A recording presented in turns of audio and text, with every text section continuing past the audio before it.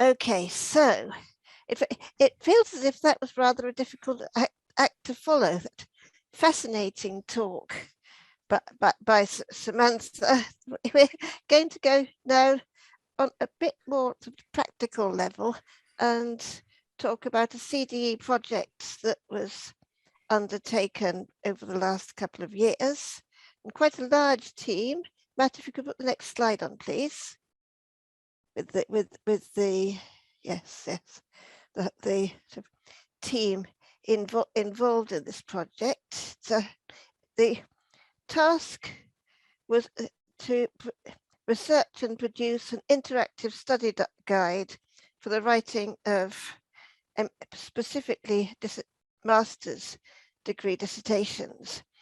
For a master's student, the dissertation is often the largest piece of work that they've undertaken, and one that many students are rather daunted by. So this CDE project, set up in 2019, expected to be a year's project, but it was rather stymied, as so many things have been, by the pandemic.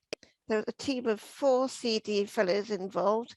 Matt, who was the project lead, who will be doing most of the talking, myself, David Baum, student, and Stephen Brown, and Sarah Singer, who proposed the project, was also sort of seriously involved in its implementation. And we had invaluable work from Tiffany Tupper, who was our CDE student fellow. So the project consisted of a survey of program directors of within the University of London international programs, looking at the needs of students and their educators in this area, and literature search and the production of the interactive study guides. So in terms of this presentation, I will hand over to Tiffany next, who will introduce the part of the project that she worked on, and then Matt will take us through the project in more detail. Tiffany is a communication manager working in international development and foreign policy. She has recent experience of a master's project involving a dissertation. She graduated in the MSc Climate Change and Development from SOAS in 2021, and her dissertation topic was on the impact of climate change on the ongoing food security crisis in the Lebanon. Tiffany is based in the States, so it is exceptionally early in the morning for her, not quite sure in which time zone. So if I will now hand over to Tiffany to talk about her role in the project. Thanks, Claire, and good morning, everyone. I am joining you from Washington, D.C., where it is a little bit early and a little bit chilly, but very happy to be with you, and very happy to have played a part in this excellent CDE project. As Claire said, I was a CDE student fellow, which was a great experience, I think, especially for those of us who are international distance students. It really helped me to learn a little bit more about sort of the breadth and depth of the work across the University of London system. And then I think for this project, particularly having a chance to delve into the work of the survey was a great learning opportunity. I had not previously surveyed in undergraduate work, and so it was a great experience as I was starting out on my dissertation to think about some of these questions and topics that were brought up. And I have to say, so nice to be presenting on the dissertation when you're on the other side of it. And as Claire mentioned, I did wrap mine up in October of 2021. So I'll just very briefly give you a couple of points about what we did for our survey. And thanks again to Matt and the team for allowing me to be involved with the project and just share a bit with you today. So to accomplish the work, I did work very closely with Matt and the other scholars who were a part of the project that Claire mentioned by name. First, we did work together as a group, and I developed survey questions that addressed some of what we assumed would be the possible challenges that students were facing with the dissertation process, regardless of the discipline. And I think that's an important point to make, is that we were looking for these commonalities in the sort of postgraduate dissertation writing process across a variety of disciplines. And so we wanted to look at something that was really going to sort of address where those gaps were. And I think, as Matt will show shortly in some of the results, I think we did find commonalities that existed. So first, again, we addressed those survey questions. Second, I went through and identified a variety of academicians across the University of London system who were involved with student dissertations to serve as our survey respondents. And it was quite interesting because the dissertation does look very different depending on what school you're within, what department you're within. And so I think having that variety really added a richness to the survey that, again, highlighted a lot of where those gaps were. And then third and finally, I collected and analyzed the data and presented those findings back to our core team for their feedback and reactions. I think there were things that we expected, and I think there were things that surprised us. And as I said, Matt will go into the outcomes in just a moment, and we'll show you some of the results from the survey itself. But there were really some key commonalities around core competencies, key challenges, and the need for new resources and support. So those survey results really provided a backbone for the development of the new study guide.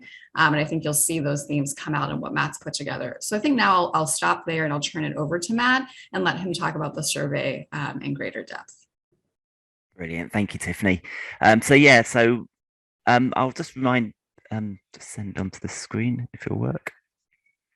There we are. Just to remind you of the purpose of this project in the first place. So go back. So it was to develop a study guide and online modules to aid master students in London and throughout the UK with undertaking a dissertation. So that was the basis of where we began.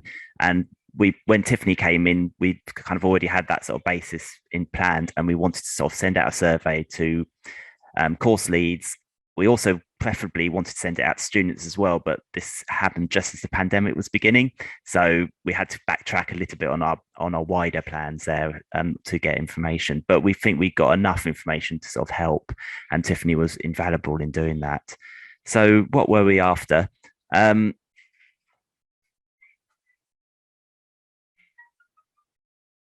First of all, we wanted to work to understand existing practices and guidance across specifically London higher education institutions. To start with, we wanted to identify disciplinary crossovers and differences. We wanted to explore the nature of dissertation work and the concerns that students have when confronted with such an assignment. And we wanted to develop the online guides modules to assist students. So that was our sort of aim in this. The first and the third of those we were going to do through the survey.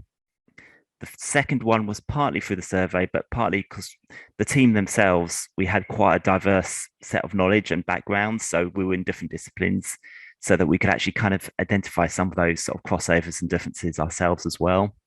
And then the course creation would come after that. So the survey, it took place in May to June 2020. In the end, it was going to be about March, just as things kicked off.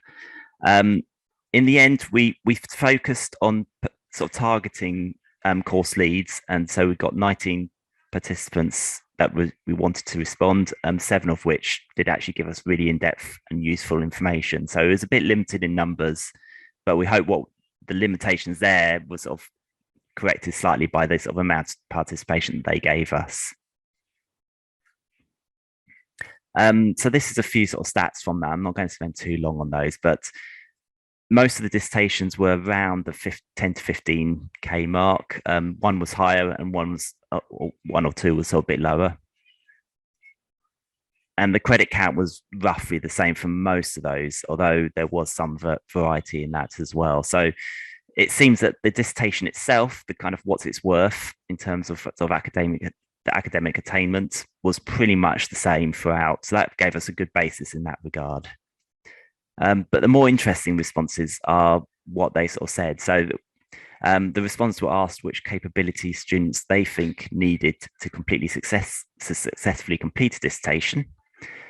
So they brought up the things that you'd expect, really: research methods, critical thinking, academic writing skills, analysis, assessing existing literature, and developing good arguments, cognate arguments.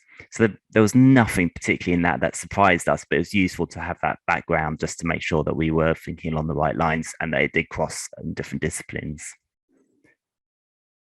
When asked about the key challenges that they thought students had, one of the key ones was where to start. And I think Tiffany herself responded in a similar sort of way, that she thought this was a really important one, that so many students are kind of sort of not necessarily thrown into the dissertation project, but really are quite worried about it, quite scared of it, because it seems it's such a massive, big thing compared to the usual essays that they're asked to write. So where to start, how to begin something that's much bigger, that is something that was a concern for many, many students.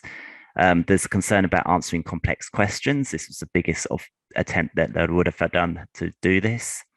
And research methods again crops up, connecting research to concepts. Devising original research questions was something that people worried about. In masters, that is an issue that needs to be sort of concerned about, although sort of obviously PhD is where that really comes to the fore, but it needs to be brought in there. And there's also continuing concerns about writing and composition, so sort of writing skills. So when asked what resources would be useful to help them in this, research methods again was a key one, but as you'll see here, sort of writing workshops, some kind of assistance on literature reviews, interactive sessions on plagiarism ethics, open webinars to just discuss the challenges, and generally increased online learning communities, the need for actually talking about this in informal ways. So there was some stuff that we thought, okay, an online guide, an online module can actually help with this, research methods, assistance on literature reviews, that kind of thing, something on plagiarism ethics. But some of these things was actually much more kind of, well, hopefully face-to-face in person kind of things, but in the current sort of climate, some kind of virtual version of that. But those were sort of things that the tutors would actually need to be doing themselves, and the online modules would be a kind of support to that. So what we did was create a series of modules, 6 modules in all, that we thought focused on some of the key areas that the survey brought out. So the first 4 modules really did sort of focus on those research method questions, because that was a key element that came through. And the 6th one was all about the literature review. Thought that did deserve a sort of area of its own. The question about plagiarism and ethics fitted into module 4, which was using and managing sources of information. And then that left the sort of 3 other ones where we thought, well, actually, these are the online components are only one element of this. So it can't be a standalone, and that's enough. We need the teachers locally to be able to actually talk with students, and students to do peer-on-peer sessions. So we kind of created a series of sort of teachers' guides as well, to try to encourage other kinds of ways of teaching and helping people to actually understand what maybe was going on.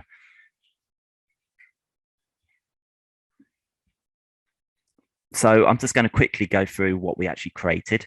So, and actually what I would do quickly before I do that is just put into the chat a link to where this content actually is online. So that should hopefully appear. So this is an example of one of the modules. And this is all on a Moodle website, a VLE, that's publicly available to everyone. So one of the key things that we wanted to do is make sure that these were open educational resources. Everyone can gain access to them. They can reuse them, remix them if they wish to. They can download everything. So that's all available, that's there. So this is just a sort of opening page of that. We created the modules themselves in what's called H5P, which sort of allows interactive kind of design of creation of modules. And here is a short video that just quickly shows you some of the pages within that module. So this is module 3, and it's just going through the different kind of methods that students may need to sort of consider, and just reminding them of those sort of things. And there's an option in H5P to allow students to actually type straight into the module itself their answers, and at the end of each module to download a document with those answers all contained in it. So it's a way of actually making this very much real and useful and practical right there at the time. So what we wanted to make sure was that everyone could actually access or actually use this as they were doing their dissertation. So it would actually be practically useful to them on the ground. There wasn't just this thing that they need to do, a tick box exercise, that this could actually be a kind of holding hand to sort of guide them through the process rather than something that they just have to do before they do anything else. And I mentioned we did some sort of tutor guidance. So this is an example here of one of those. And basically, this is something that we just suggest as something that the teachers in the different courses could do, just to give them some ideas. And we wanted to do that because there was a lot that was very much not appropriate for the online modules themselves. And we wanted this to be usable in institutions anywhere, really. So we didn't just want it to be sort of locked down in that regard. So this gives an option for people to do kind of 1 hour workshop. There was other ones on kind of peer-to-peer sessions and all sorts of other things.